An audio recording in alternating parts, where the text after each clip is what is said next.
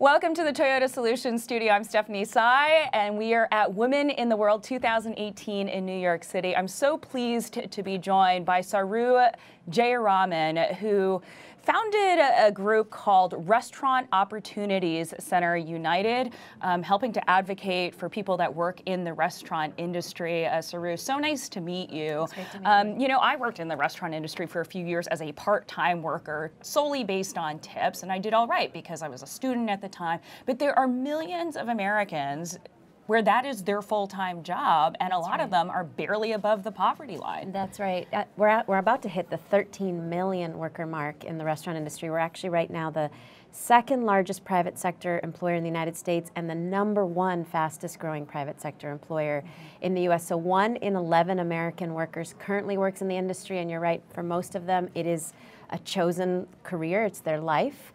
But 1 in 2, I mean, it's interesting you say you worked in the industry, because 1 in 2 Americans has worked in the industry at some point in their lifetime, and yet despite the size of the industry and the growth and the fact that it touches all of us, it continues to be the absolute lowest paying employer in the United States, and that is largely because you have still a mostly female workforce working on a sub-minimum wage, a lower wage that currently in the United States is still at $2.13 an hour. And that's generally across the board, although there are some states that have started to change their policies, That's right? Talk yeah. about, I believe it's 7 states that have gotten rid of the tip minimum. What does that mean? So, well, the Restaurant Association, the industry lobby that represents the big chains, they say it's okay that these workers earn $2. They're, you know, white guys working in fancy fine dining steakhouses. They make a ton of money in tips, when in fact 70% of tipped workers in America are women. They're working at places like IHOP and Applebee's. They suffer from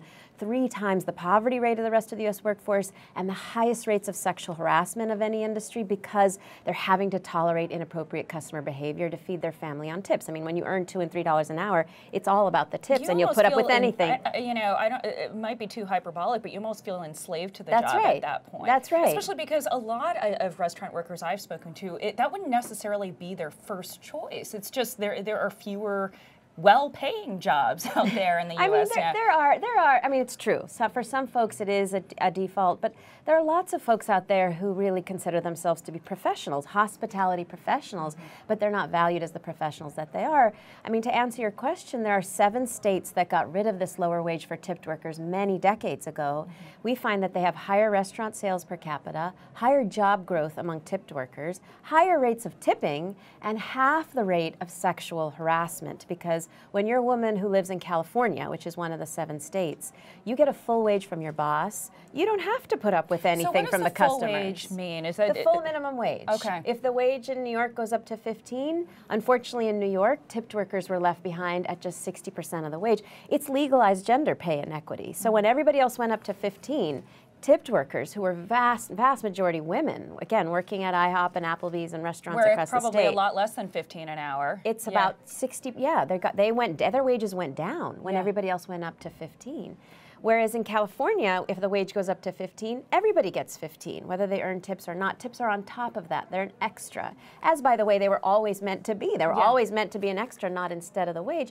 So there we see half the rate of sexual harassment, because there women get a full wage. They don't have to tolerate everything from the customer, because they have the security of knowing that they'll have something to feed their families with. And to me, there's no greater evidence that fundamentally sexual harassment is about power. It's about the power a woman has to reject a customer who wants to harass her and say, no, I don't need to put up with this. But if you're working for tips, you don't have a heck of a lot of power in that relationship. That's right. You know, the Me Too movement really put a spotlight on the issue of female restaurant workers, and I know that you were even at the date of comedian Amy Poehler at the Golden Globes, because she wanted to put a highlight on this issue. So how much has the Me Too movement sort of galvanized your work, which you've been doing this for years? Yes, it's extraordinary. It's been an extraordinary moment. Yes, after 16 years of fighting to raise wages and reduce sexual harassment, to get all of this attention and to have women in Hollywood extend their platform and to share that platform, you know, Hollywood actresses, restaurant workers, farm workers, domestic workers, all of us standing together and saying, time's up, enough is enough. it's been a pretty amazing moment. It's resulted in Governor Cuomo announcing that he will move in the direction of making New York follow California's lead. It's resulted in press attention that's getting a ton of new support for the issue. There was a great New York Times spread on the issue on sexual harassment as a result of the tip minimum wage. So there's this nexus between money and power and harassment that you really see illustrated in your average female restaurant worker. That's right. And I think a lot of people during the Me Too movement were looking at employer harassment of employees. Yes. You don't think about the customer waitress dynamic as much, but certainly if you've ever been a waitress, you felt it. You know, and the thing is that living on the sub-minimum wage and having to rely so much on tips gives every man in the restaurant, not just the manager, every man power over you. So the customer knows he has power over you because you need that tip. But the kitchen staff also knows they have power over you because they get a full wage, they're secure in their wage. It's not a high wage, we're fighting for everybody to go up, but I was on NPR and this woman called in a radio show. She called in and she said, you know, I've been working as a server and I didn't even realize this was harassment till you talked about it, but every day I go into the kitchen and they make me flash. They make me show my breasts to get the steak done just so I can please the customer and get the tip. So the kitchen staff has power over you, and they're mostly men, and of course the managers have power over you. They know they could give you a different shift or section or table and you could earn 0 or 200. So the variability of tips, the fact that you've got so many millions of women in America living on could be 0, could be 200, depending on whether you please the customer. Yeah. It is the least powerful situation you can imagine. It is a really backward-looking situation, and I'm so glad that you're an advocate for these millions of restaurant workers. Saru, Jayaraman, enjoyed the conference. Thank you so much for speaking to us in the Toyota Solutions Studio. Thanks. Great to meet you.